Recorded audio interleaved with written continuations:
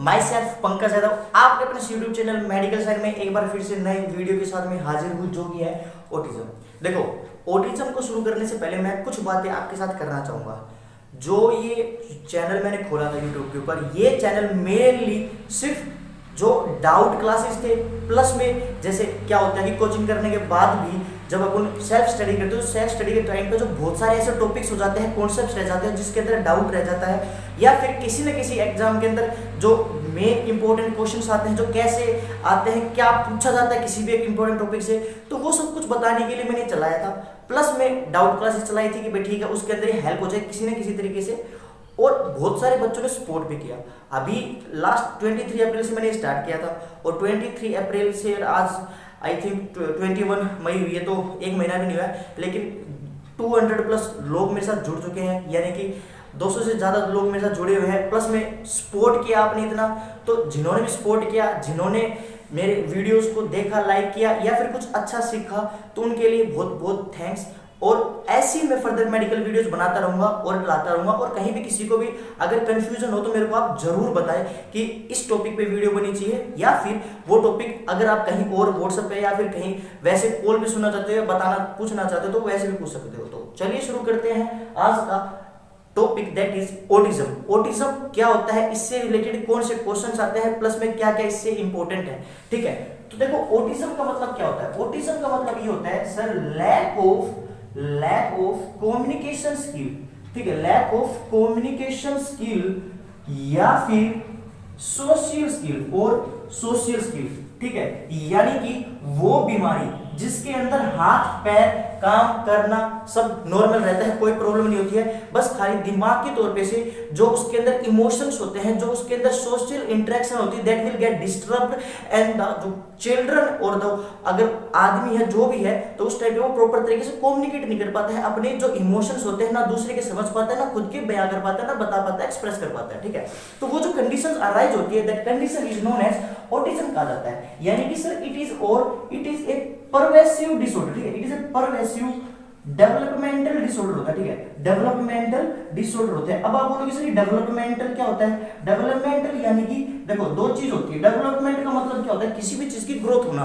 अब वो quantitative wise भी हो सकती है और व्हाटएवर दैट क्वालिटेटिव वाइज भी हो सकती है। Quantitative wise that can be measure, that can be seen, that can be weigh, यानी कि किसी का वजन बढ़ रहा है तो अपन उसको नाप सकते हैं, देख सकते हैं। फिजिकली अपीयर होता है जो मेजरमेंट, जो development, that is known as quantitative. And qualitative is like कि हर किसी को गिटार बजाना नहीं आता, हर किसी को बाइक चलानी नहीं आती, हर किसी को गाड़ी चलानी नहीं आती, कि वो जो आपका डेवलपमेंट होता है ना, उस डेवलपमेंट के अंदर तो वो जो क्वालिटेटिव वाइज होता है, that qualitative under the development के अंदर आती है।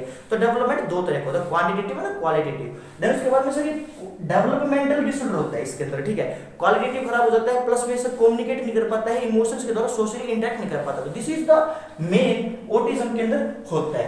देन उसके बाद में मैं इसको बताऊं कि ये तो इसकी डेफिनेशन से लैक ऑफ कम्युनिकेशन स्किल और सोशल स्किल्स वगैरह खराब हो जाती है। ऑटिज्म के बाद में सर इसके कारण क्या होता है, कि what are the main causes of this disease condition. तो सबसे पहले अगर मैं इसके कॉजेस के बताऊं तो देखो दो कारण आते हैं। सबसे पहले अकॉर्डिंग टू साइकोलॉजिस्ट, यानी कि जो साइकोलॉजिस्ट थे उनके हिसाब से इनके अंदर क्या एबनॉर्मलिटी हो जाती है।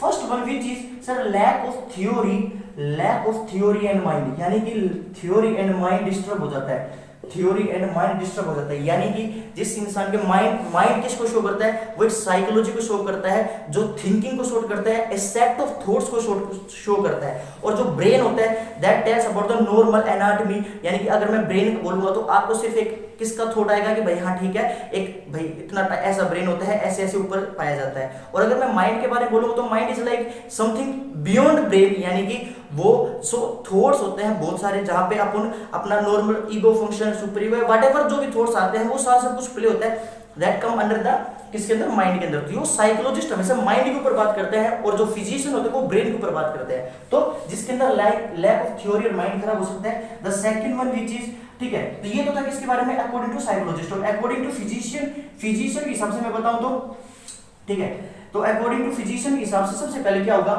देखो इसके अंदर मैं बताऊं तो sir it is the absence of पुरकेंजी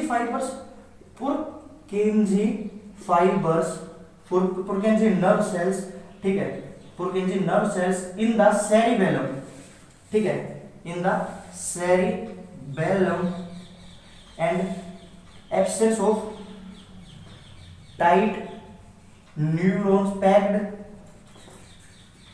neurons in limbic system. ठीक है, जो लिम्बिक सिस्टम होता है, देखो मैं अब इससे दो तीन चीजें क्लियर करूंगा आपकी।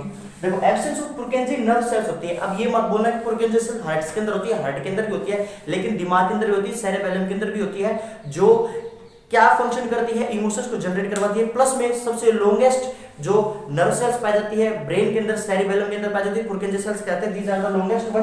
The second one which is it is the absent, ये एब्सेंट हो जाती है किसके अंदर, सेरिबेलम के अंदर। प्लस में क्या होता है कि सर क्या absence of tight packed neural limbic system, यानी कि सभी को पता है जो इमोशन जनरेट होते हैं, कम्युनिकेशन थॉट्स वगैरह होते हैं, वो किसके द्वारा जनरेट होते हैं, that is from the limbic system के द्वारा होते हैं। और कंट्रोल कौन करता है, फ्रंटल कॉर्टेक्स कंट्रोल करता है, generated from the limbic system and control by our frontal cortex. तो वो नॉर्मल बात होती है, उसके अंदर ये दोनों चीजें एब्सेंट हो जाती है, जिसकी वजह से ये पाया जाता है। ठीक है, और प्लस में क्या होता है कि अगर मैं आपको एक बात बताता हूं, हिप्पोकैम्पस नाम सुना होगा आपने। हिप्पोकैम्पस का मतलब ये होता है कि देखो हिप्पोकैम्पस ये एक एरिया होता है अपने ब्रेन के अंदर। ठीक है, इट इज एन एरिया, ठीक है, ये एरिया होता है किसके अंदर, अपने ब्रेन के अंदर पाया जाता है, दैट चेंज शॉर्ट मेमोरी, यानी कि शॉर्ट मेमोरी को लॉन्ग टर्म मेमोरी के अंदर कन्वर्ट करवाता है। ठीक है, short memory to long memory, ठीक है, लॉन्ग टर्म मेमोरी। ठीक है, इसके अंदर कन्वर्ट करवाने का काम किसके अंदर होता है, किसका होता है, हिप्पोकैम्पस का होता है, that is mainly found in our brain. देखो एक एरिया और होता है Broca's area, that is expressive करता है, यानी कि स्पीच एरिया जिसे कहते हैं। अगर ब्रोकास एरिया के अंदर एब्नॉर्मलिटी होती है तो उस टाइम पे आदमी की स्पीच खराब हो जाती है। अब वो डिपेंड करता है एक्सप्रेसिव होती है, रिसेप्टिव होती है। ठीक है, यानी कि जो एक्सप्रेस करेगा फिर रिसेप्ट होगा। और हिप्पोकैम्पस क्या करता है, मेमोरी को स्टोर करता है, लॉन्ग टर्म से शॉर्ट टर्म से लॉन्ग टर्म मेमोरी के अंदर कन्वर्ट करता है। देन उसके बाद में अगर मैं इसको बताऊं असेसमेंट, ठीक है, अगर मैं इसका असेसमेंट की बताऊं तो सर ये it can be assessed with in 3 years, यानी कि 3 ईयर के अंदर अगर जन्म के 3 अंदर के बाद पता चल जाए कि बच्चा ये ऑटिज्म से ग्रसित है। और प्लस में असेस किसके अंदर कितने दिन तक किया जा सकता है, 3 ईयर तक किया जा सकता है। प्लस में लो सोशियो इकोनॉमिक कंडीशन के अंदर इसके मोस्ट चांसेस होता है, लो सोशियो इकोनॉमिक कंडीशंस के अंदर इसके इंसिडेंस ज्यादा रहते हैं। ठीक है, अगर मैं इसकी इंसिडेंस की बताऊं तो एक चीज सुनी होगी आपने, दैट इज एस्पर्गर सिंड्रोम।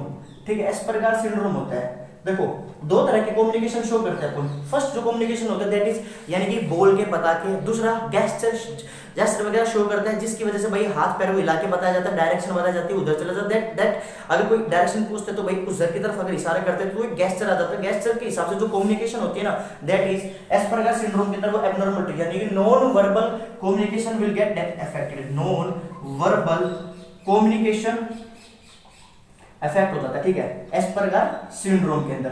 तो ये था किसके बारे में, एस्पर्गर सिंड्रोम होता है। प्लस में इसको इन्फेंटाइल ऑटिज्म भी कहा जाता है, इन्फेंटाइल ऑटिज्म। ठीक है, ये था ऑल अबाउट द किसके बारे में, इंट्रोडक्शन के बारे में। इसके अंदर 3 चीज याद रखना, lack of social skills, lack of communication, lack of imagination. ठीक है, lack of social imagination and communication skill. ठीक है, ये तीनों चीज इसके अंदर एक साथ में खराब हो जाती है, जिसकी वजह से ऑटिज्म कहलाता है। अब देखो सर, किसी बच्चे का ऑटिज्म तो हो गया, अब उसको अपन आइडेंटिफाई कैसे करेंगे, कैसे पता चलेगा कि this child is suffering from autism. तो उसके अंदर कुछ असेसमेंट्स होते हैं जिसके द्वारा अपन उसको असेस किया जा सकता है। ठीक है, तो एक क्वेश्चन अगर पहली बात तो ऑटिज्म का मतलब बस डेफिनेशन ही पूछी जाती है मैक्सिमम टाइम के अंदर कि भाई क्या एब्नॉर्मलिटी होती है, कम्युनिकेशन और सोशल स्किल खराब हो जाता है। प्लस में इसको असेस कितने साल तक किया जा सकता है, एक क्वेश्चन ये आता है। तो ये दो मेन इंपॉर्टेंट क्वेश्चन है। बाकी इसके अलावा असेसमेंट के बारे में बताऊं तो सबसे पहले क्या होता है कि देखो अगर 6 महीने का बच्चा है, नॉर्मली 6 महीने का बच्चा है, तो 6 महीने का बच्चा नॉर्मली सिंगल वर्ड यूज करना शुरू कर देता है, यानी कि माँ हो गया, पा हो गया। ठीक है, देन उसके बाद में 9 महीने का बच्चा होता है वो 2 वर्ड यूज करना शुरू कर देता है, मामा, पापा, बाय बाय, ऐसे लाइक। ठीक है, देन उसके बाद में ये जो बच्चा होगा ऑटिज्म का, ये 1 साल तक कोई वर्ड यूज नहीं कर पाएगा, सिंगल वर्ड यूज नहीं कर पाएगा। देन उसके बाद में 16 महीने का जो बच्चा होता है वो 2 वर्ड को यूज करने लग जाता है, और 24 महीने का जो बच्चा होता है वो 2 से 3 सेंटेंसेस को, वर्ड्स को, सेंटेंसेस को आपस में जोड़ने लग जाता है, और ये 24 महीने तक एक सिंगल फ्रेज भी नहीं बोल पाएगा। ठीक है, तो ये था ऑल अबाउट द इसके असेसमेंट के बारे में स्टार्टिंग के अंदर। सेकंड पॉइंट जो होता है इसके अंदर दैट इज सर ये आई कांटेक्ट नहीं कर पाएगा। ठीक है, आई कांटेक्ट नहीं कर पाएगा, नॉन कोऑपरेटिव प्ले करेगा, करेगा, ठीक है, ये इसके साइन सिम्टम्स है जो आप लिखते जाना। नॉन कोऑपरेटिव बली करेगा। देन तीसरे नंबर पे प्राइवेट रूम के अंदर रहेगा, हमेशा अकेला रहने की कोशिश करेगा, प्राइवेट रूम स्टे इन, ठीक है, stay in private room. Then इसके अलावा sir no hallucination illusion present होगी, नो हेलुसिनेशन एंड इल्यूजन, और daily repeated same activity, repeat same activity, same activity daily play करेगा, वही सेम रिपीट सेम एक्टिविटी।